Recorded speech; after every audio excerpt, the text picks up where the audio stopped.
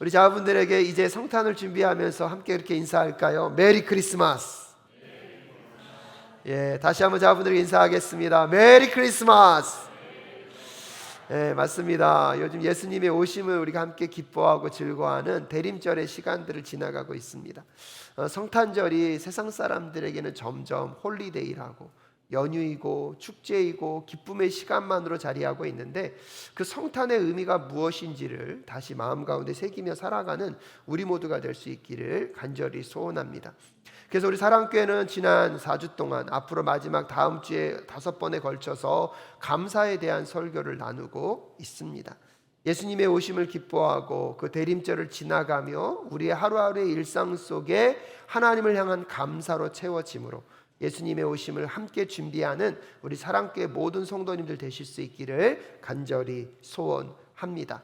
그래서 하나님이 하나님이셔서 감사하고, 또 하나님이 창조하셨음에 감사합니다. 무엇보다도 그 창조의 세계 속에서 하나님이 원하시는 삶으로 살아가지 못했음에도 불구하고 우리를 구원해 주신 하나님께 감사하자고 말씀을 드렸습니다. 사실 여러분, 하나님이 천지창조를 하신 이후에 우리에게 그것을 맡기시면서 기대하셨던 것은 하나님과의 아름다운 관계 속에서 그 풍성함을 충분히 누리며 사는 삶을 우리에게 기대하셨습니다. 그렇기 때문에 하나님과의 관계가 온전해졌을 때에 부족함과 결핍이 있을 수도 있습니다. 하지만 그것은요, 오히려 그 결핍과 부족으로 인하여서 하나님의 도우심과 하나님의 돌봄을 철저하게 의지하고 주님을 붙잡는 기회가 될 수만 있다면, 그 결핍과 부족은 여러분, 우리의 삶 가운데 정말로 유익한 것이 될 수 있음을 기억할 필요가 있습니다. 그래서 지난주에도 제가 선악과에 대한 이야기를 여러분과 나누면서, 선악과는 그 부족 가운데 하나님을 더욱더 바라보고 의지하게 하는 하나님의 축복의 메시지임을 우리가 기억할 필요가 있었습니다. 하지만 선악과를 끝까지 먹겠다고, 그것마저 내 것으로 삼겠다고 생각함으로 인류에게 죄가 들어왔습니다. 인류에게 죄가 들어옴으로 인하여서 우리에게는 어떤 문제가 발생합니까? 결핍과 부족은요, 문제가 아니었는데 어느 순간 그 결핍과 부족이 우리의 삶의 문제가 되어버렸습니다. 하나님을 의지하고 하나님을 붙잡는 귀한 축복의 통로가 오히려 내 관점과 내 시선으로 바라보며 부끄러움이 되어버렸고요, 창피함이 되어버렸다는 사실입니다. 하나님의 기대와는 전혀 다른 삶을 살아가고 있는 인간의 삶들. 하지만 여러분, 그 죄로 인하여서 우리가 우리의 스스로의 문제를 해결할 수 없었습니다. 그래서 인류에게는 소망이 존재하지 않았습니다. 하지만 하나님이 그 영혼들을 사랑하셨고 그 인간들을 사랑하셔서 당신이 육신이 되어 이 땅 가운데 오셨습니다. 그래서 우리에게 구원의 길을 여신 것, 그것이 예수 그리스도의 십자가의 사건입니다. 성탄절은 우리에게 어떤 의미입니까? 온 인류에게 소망이 없고 온 인류에게 정말로 죽음의 그늘 아래 살아가고 있는 그들에게 진정한 소망, 진정한 구원의 길을 여시기 위하여서 하나님이 육신이 되어 이 땅 가운데 오신 날이 성탄절인 것입니다. 할렐루야. 여러분, 그러기에 성탄의 의미, 성탄의 기쁨이 올바로 회복되기 위해서는 엄밀한 의미에서 보면 세상의 절망을 만나야 합니다. 세상이 죄로 인하여서 죽을 수밖에 없고 멸망 가운데 놓여 있다는 것을 만나야 합니다. 그래야 성탄이 기쁨이 될 수 있고요, 성탄에 오신 예수 그리스도가 우리에게 얼마나 구세주이시며 얼마나 우리의 삶의 기쁨인지를 깨달을 수 있는 것입니다. 하지만 문제는 무엇입니까? 이 땅이 죄로 인하여서 오염되었고 죄로 인하여서 절망 가운데 놓여 있다는 것을 인류는 깨닫지 못하고 있습니다. 그래서 어느 순간부터 성탄절은 우리를 향한 하나님의 사랑, 우리를 향한 구속과 구원의 은총의 가장 정점에 있다는 것을 잃어버리니까요, 성탄절은 인간의 기쁨이 됐고 인간의 즐거움이 되어버렸습니다. 사랑하는 여러분, 다시 우리는 그 성탄을 예비하고 준비하면서 성탄 속에서 우리에게 주시고자 하셨던 하나님의 그 구원의 사랑을 다시 한번 회복하는 우리 모두가 될 수 있기를 주님의 이름으로 축복합니다. 그래서 구원의 하나님께 감사한다는 것은 무엇을 의미하였습니까? 부족과 결핍이 우리의 삶 가운데 존재한다 할지라도 우리를 구원하셨기 때문에 오히려 그 부족과 결핍 속에서 하나님을 더 철저하게 의지함으로 구원자 하나님께 감사하며 나아가는 우리 모두가 될 수 있기를 간절히 소원합니다. 그래서 하나님이 행하시는 일들, 하나님이 내 삶 가운데 이루어지신 일들만을 구하는 것이 아니라 그 하나님이 이루신 일들에 집중하면서 과연 그 하나님이 어떤 분이신지를 만나가게 될 때 여러분, 우리를 처음 지으시고 우리의 몸 안에 이미 심어 놓으셨던 그 감사의 DNA가 작동하기 시작할 것입니다. 그런데 왜 우리의 삶에는 감사보다 불평과 원망이 더 많이 자리하고 있습니까? 왜 하나님이 우리에게 이루신 일들, 이미 허락하신 것을 갖고 감사하며 기뻐하기보다는 내 삶에 없는 것, 내 삶에 채워지지 않은 것, 아니 오히려 나에게 풍족하게 주셨음에도 불구하고 옆에 사람들과 상대 비교하며 내 삶을 부족하다고, 내 삶이 무언가가 빠져있다라고 생각하며 불평으로 살아가고 계십니까? 사랑하는 여러분, 다시 이 대림절 기간 동안에 하나님의 존재만으로 감사하고 하나님이 우리에게 행하셨던 그 창조와 구원의 역사 속에 우리의 감사의 DNA가 작동하는 이 시간 되실 수 있기를 주님의 이름으로 축복합니다. 오늘 시편 기자는 한 걸음 더 나아가서 이제 그 하나님이 우리를 구원하셨을 뿐만 아니라 우리를 인도하시는 분이심을 노래하고 있습니다. 그래서 오늘은 네 번째로 감사하라 성경 시리즈, 오늘은 인도자 하나님께 감사하라는 주제를 갖고 여러분과 함께 이야기를 나눌 수 있기를 바랍니다.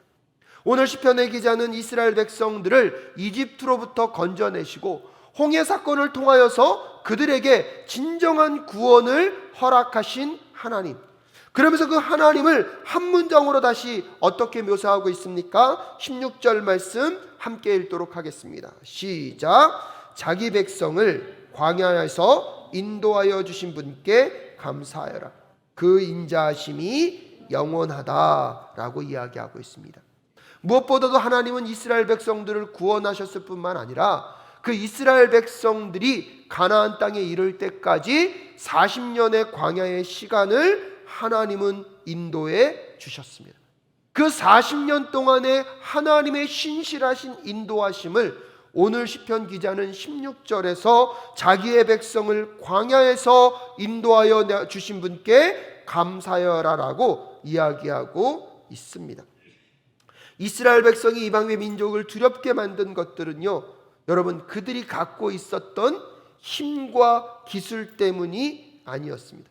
이방 민족들이 이스라엘 민족들을 두려워했던 것은 이스라엘 민족의 군사력과 그들이 갖고 있는 탁월함 때문이 아니었습니다.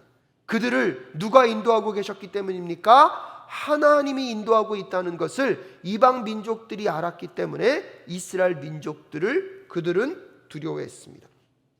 이스라엘 백성들이 이집트를 떠나 광야로 출발할 때에 바로의 군대들이 이스라엘 백성들을 추격해 왔습니다. 여러분, 이스라엘 백성들을 추격해 오는 이 바로의 군대들은요, 전쟁의 용사들이었고요, 개인적으로 보면 전투력에 있어서는 1대1로 붙어서는 이길 만한 사람이 없을 정도로 강력한 군인의 힘을 가지고 있었습니다.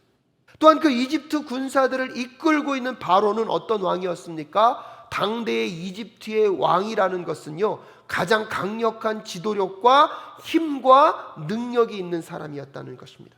그러기에 이 이집트의 군대들은요, 겁날 것이 없었습니다. 이스라엘 백성들이 이집트를 떠난 이후에 이 이집트의 군대들이요, 이스라엘 백성들을 추격해 옵니다. 여러분, 이스라엘 백성들은요, 훈련을 받은 적이 없습니다. 군사적인 훈련을 받은 적이 없습니다. 객관적인 전력으로 보면 이집트의 군대와 이스라엘 백성들이 전면전으로 붙게 되면 누가 이길 수밖에 없습니까? 이집트가 이길 수밖에 없습니다. 하지만 여러분, 하나님이 인도하시는 이스라엘 백성들과 이 이집트의 군대가 붙었을 때 결과가 어떻게 됐습니까? 이집트의 모든 군사들은 홍해 바다에서 수장됨으로 다 멸하여지게 되었습니다. 여기서 중요한 것이 무엇입니까? 우리 각자가 어떠한 실력, 어떠한 재력, 어떠한 학력, 어떠한 명예를 갖고 있느냐가 중요한 것이 아니라 오늘도 우리의 인생을 이끌고 가시는 분이 누구이냐가 중요하냐는 것입니다. 이집트의 군사들과 이스라엘 백성들이 싸워 여러분 승리할 수 있는 비결은 그들이 갖고 있었던 조건이나 그들이 갖고 있었던 실력이 아니라 그들을 누가 인도하고 있었냐 하는 것에 있습니다. 사랑하는 여러분, 오늘 이 시대를 살아가는 여러분의 삶을 누가 인도해 가고 계십니까? 누가 이끌어 가고 계십니까? 비록 세상 사람들이 말하는 근과 음은 내게 없다 할지라도, 세상 사람들이 말하는 학력과 배경과 과문은 내가 없다 할지라도 여러분의 삶의 승리를 이끌어내시는 것은 누가 여러분을 인도하고 있느냐 하는 것임을 잊지 않는 오늘 이 시간 되실 수 있기를 주님의 이름으로 축복합니다. 그래서 신명기 32장 10절에서 모세가 이스라엘 민족들을 인도하고 계신 하나님을 이렇게 설명하고 있습니다. 신명기 32장 10절의 말씀입니다. 함께 읽겠습니다. 신명기 32장 10절. 제가 봉독해 올립니다. 주님께서 광야에서 야곱을 찾으셨고 짐승의 울음소리만 들려오는 광야에서 그를 만나 감싸주고 보호하고 당신의 눈동자처럼 지켜주셨다. 할렐루야. 하나님의 인도하심을 묘사하면서 광야에서 야곱을 찾으셨고 짐승의 울부짖는 소리만 들려오는 광야에서 그를 만나주신 하나님. 그 다음 장면이 더 놀랍습니다. 감싸주고 보호하고 당신의 눈동자처럼 지켜주셨던 하나님이라고 오늘 모세는 묘사하고 있습니다. 사랑하는 여러분, 여러분의 삶의 승패는 나에게 어떤 소유나 나에게 어떤 무언가가 있는가가 아니라 우리의 인생을 누가 인도해 가고 계시냐의 문제에 있다는 사실을 꼭 기억하실 수 있기를 주님의 이름으로 축복합니다. 하지만 이 하나님의 인도하심 속에서요, 우리가 꼭 기억해야 될 것이 있는데, 첫 번째는 무엇이냐면 하나님의 인도하심 가운데도 장애물은 존재하고 있다는 것입니다. 하나님이 이스라엘 백성들을 인도해 가셨습니다. 그것을 16절에서 이 시편 기자는 강력하게 선포하고 나서 그 다음에 17절과 18절 뭐라고 얘기합니까? 위대한 왕들을 치신 분께 감사하여라. 18절에 보면 힘센 왕들을 죽이신 분께 감사하여라 이야기하면서 이스라엘 백성들이 하나님의 인도함을 받고 있는데 그들을 막아선 수많은 왕들이 있었음을 이야기하고 있습니다. 그러면서 19절과 20절에 그 왕들에 대한 구체적인 사건 두 가지를 이야기하고 있습니다. 첫 번째는 아모리 왕 시온입니다. 출애굽 당시 아모리 사람들은요, 요단강 동쪽 거대한 왕국을 이루며 살아가고 있었습니다. 이스라엘 백성들이 하나님이 약속하신 그 약속의 땅으로 들어가려면 이 아모리인들의 땅을 통과할 수밖에 없었습니다. 그래서 민수기 21장 21절부터 23절까지의 말씀에 보면 이스라엘 민족들과 아모리 사람들과의 대화가 등장합니다. 민수기 21장 21절부터 23절까지의 말씀 함께 읽겠습니다. 시작. 거기에서 이스라엘은 아모리 왕 시온에게 사신들을 보내어 요청하였다. 우리가 임금의 땅을 지나가도록 하여 주십시오. 밭이나 포도원에는 들어가지 않겠습니다. 샘물도 마시지 않겠습니다. 임금님의 영토 경계를 다 지나갈 때까지 우리는 왕의 길만 따라가겠습니다. 그러나 시온은 이스라엘이 자기 영토를 지나가는 것을 허락하지 않았다. 오히려 그는 이스라엘을 맞아 싸우려고 군대를 모두 이끌고 광야로 나왔다. 그는 야하스에 이르러 이스라엘을 맞아 싸웠다라고 이야기하고 있습니다. 이스라엘 백성들은요, 아모리 땅에 아무런 피해를 주지 않고 그냥 지나가게만 해달라고 부탁했습니다. 그런데 오히려 이 시온의 이 이 아모리 왕 시온은요, 그들의 지나감을 거절할 뿐만 아니라 오히려 무엇을 일으킵니까? 군대를 일으킵니다. 군대를 일으켜서 이스라엘 백성들과 싸우고자 합니다. 여러분, 그 싸움 이후에 두 번째로 등장하는 게 뭐냐면 바산의 왕 옥과의 전투입니다. 바산은요, 길르앗 헬몬산의 중간지대에 있는 비옥한 땅입니다. 이스라엘의 부유한 여인들을 묘사할 때에 바산의 암소라고 표현할 정도로 목축업이 흔행하였고요, 이 바산은 경제적으로도 부유했고 군사적으로도 굉장히 강력한 나라였습니다. 민수기 21장 33절에 보면 그 다음에 그들은 방향을 바꾸어서 바산길로 올라갔다. 그러자 바산왕 옥이 자기의 군대를 모두 거느리고 그들을 맞아 싸우려고 에드레이로 나왔다라고 이야기하고 있습니다. 이스라엘 민족들이 하나님의 인도하심을 받아 광야를 지나갑니다. 이제 가나안 땅 들어가기 전에 아모리의 그 지역을 통과해야 되는데 그들이 허락하지 않습니다. 오히려 이스라엘 민족들을 공격하려고 다가오고 있습니다. 여러분, 이집트의 군대도요 만만치 않았지만 지금 이 아모리 사람들의 군대와 바산의 군대도요 만만한 군대들이 아닙니다. 이스라엘 민족들에게는 버거운 상대였을 거고요, 군사훈련을 제대로 받지 않은 이스라엘 민족들에게는 이 거대한 국가들과의 싸움은 그들에게 힘겹게 느껴질 수 있을 정도로, 그런데 여러분, 한 번 피하면 그것이 끝난 것이 아니라 또 다른 어려움이 찾아옵니다.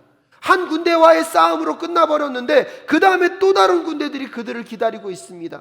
매번 그 전쟁은요 감당할 만한 것이 아니라 숨에 턱이 받치도록 쉽지 않은 전쟁임을 그들은 매번 느끼고 있습니다.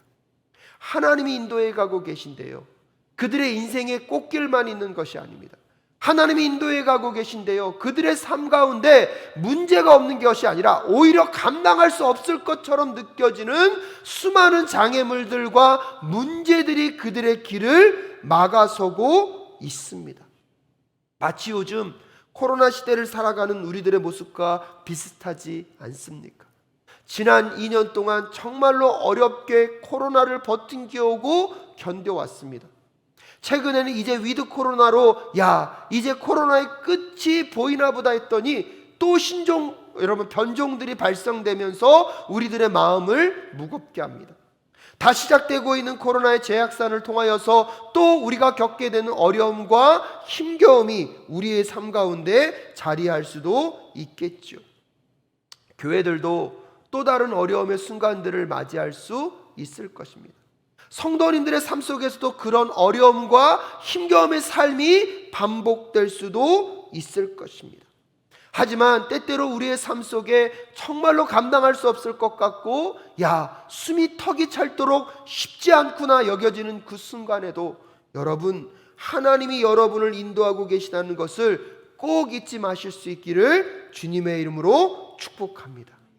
시온의 왕과 같은, 여러분, 바산의 옥과 같은 왕들이 그들을 공격해 오고 추격해 옵니다.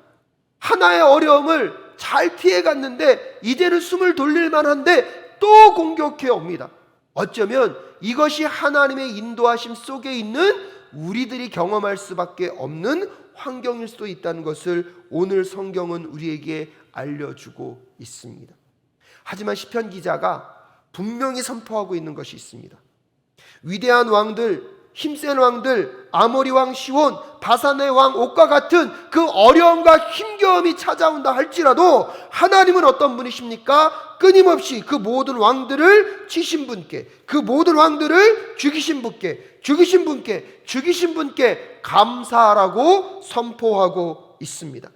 왜 그렇습니까? 하나님의 인도하심 속에 여러분은 감당하지 못할 그 문제들을 하나님은 반드시 해결하실 줄로 믿습니다. 하나님의 인도하심 속에 그 모든 문제들은 사라지고 해결될 줄로 믿습니다. 그러기에 하나님께 감사하는 것은요, 우리들의 삶의 문제가 사라졌기 때문만은 아닙니다. 오히려요, 우리의 삶에 파도와 같이 문제들이요 계속 다가올 수 있습니다. 계속 찾아올 수 있습니다. 하지만 그 모든 상황 속에서 하나님이 우리를 인도하고 계신다는 것을 잊지 않는 우리 모두가 될 수 있기를 주님의 이름으로 축복합니다. 반드시 수많은 그 대적과도 같은 것들이 우리의 삶에 찾아올 때마다 우리를 인도해 가시는 하나님께서 반드시 그 모든 문제들을 풀어내시고 해결하시고 극복해 하실 줄로 믿습니다.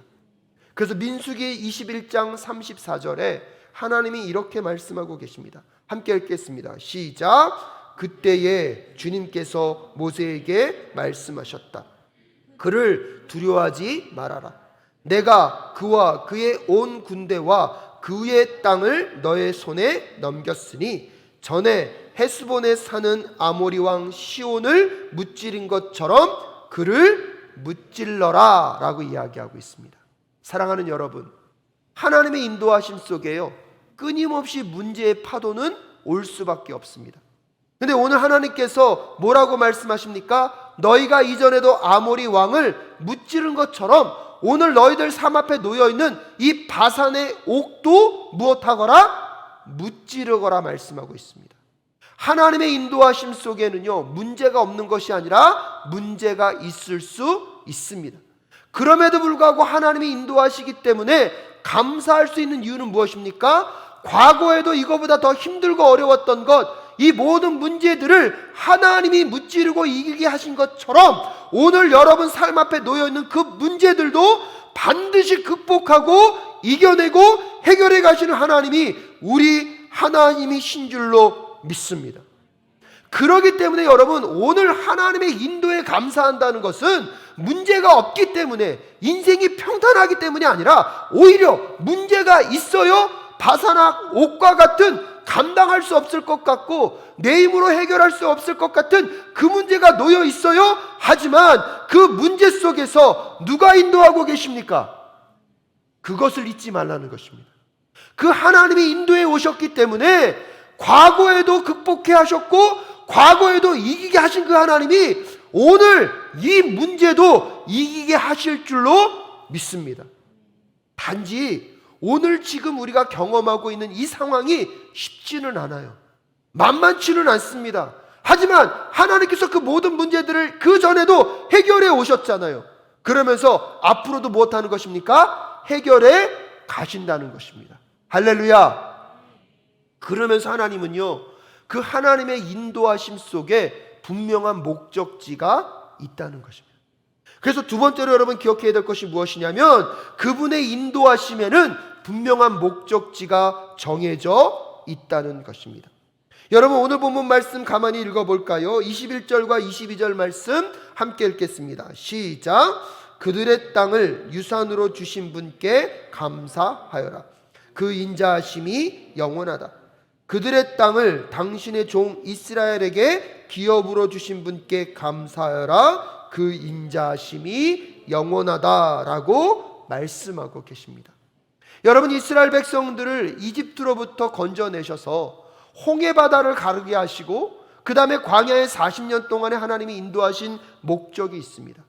어디로 인도하기 위함입니까? 가나안 땅으로 인도하기 위함입니다. 가나안 땅으로 들어가는데 수많은 대적들이 놓여 있습니다. 하지만 그 대적들 모두도 하나님이 끝까지 승리하게 하셔서 반드시 하나님이 약속하신 가나안 땅까지 인도하셔서 그 땅을 하나님의 백성들에게 무엇으로요? 유업으로. 여러분에게 하나님이 반드시 그 영원한 하나님의 나라를 유업으로 허락하실 줄로 믿습니다. 근데 문제는 무엇이냐면 우리는 그 하나님의 인도하심을 신뢰하지 않습니다. 그러다 보니까 우리의 삶 속에서 하나님이 인도하시는 것을 믿는다고 하면서도 삶에 어려움이 생기거나 장벽이 생기면 우리의 영적인 스포트라이트가 문제만을 비추고 있어요. 그 상황만을 비추고 있어요. 근데 오히려 여러분, 하나님의 인도를 믿는 사람들은요, 문제와 어려움 속에 우리의 스포트라이트를요, 문제에 비추는 것이 아니라 우리를 인도해 가실 그 하나님의 목적지를 향하여서 우리의 시선과 우리의 마음을 고정할 수 있기를 주님의 이름으로 축복합니다. 이것을 잃어버리면요, 자꾸 우리는 지나가는 것 속에서 상황만 바라보고 불평과 불만의 스위치가 자꾸 켜지는 거예요. 하지만 이 하나님의 인도하심에는요, 조금도 부족함이 없고 어떠한 어려움이 찾아온다 할지라도 반드시 그 문제를 해결해내시는 하나님, 우리 하나님인 줄로 믿습니다. 또한 그 하나님이 우리를 인도해 가시는 그 목적지가 어디인지를 여러분 기억하셔야 해요. 그 목적지는요, 젖과 꿀이 흐르는 하나님이 약속하신 영원한 하나님의 나라, 그 영원한 하나님의 풍족하심이 있는 땅인 줄로 믿습니다. 그래서 여러분을 그 땅으로 인도해 내는 것입니다. 그래서 오늘 21절과 22절에서 왜 수많은 왕들과 장애물들과 대적들을 극복하여 나아가야 하는지, 하나님의 인도하심을 신뢰하며 왜 우리가 포기하지 않고 이 여정을 걸어가야 하는지 우리에게 분명히 이야기해 주고 있습니다. 왜요? 하나님은요, 이집트에서 종살이로부터 건져내는 것이 목적이 아니라 구원하시고 나서 어디까지 인도하는 것입니까? 가나안 땅까지 인도하시는 것이거든요. 그런데 여러분, 이 가나안 땅은요, 젖과 꿀이 흐르는 땅은 맞아요. 하지만 여러분, 환경적으로 보면 나일강 하류의 그 풍족한 땅과 가나안 땅을 비교해 보면 어디가 더 풍족한 땅일까요? 여러분, 지리학적으로 보면요, 나일강이 훨씬 풍족한 땅이에요. 여러분, 소출이나 소산이 나는 것은요, 이 땅이 풍족한 땅이에요. 기후와 지리적으로 보면 이 가나안 땅은요, 너무나 척박하고 힘든 땅이에요.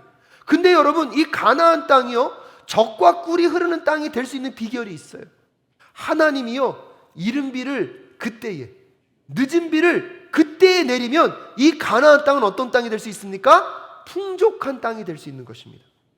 가나안 땅이 젖과 꿀을 흐르는 땅이 된다는 것은 기후나 환경이나 조건이 좋아서가 아니라 하나님이 그 땅을 온전히 붙잡고 계셔서 늦은 비를 주시고 이른 비를 때려 주실 때, 수많은 적군들이 놓여 있지만 하나님이 그 땅의 보호자 되셔서 인도하시고 주장하실 때 가나안 땅은 젖과 꿀이 흐르는 땅이 될 수 있는 것입니다.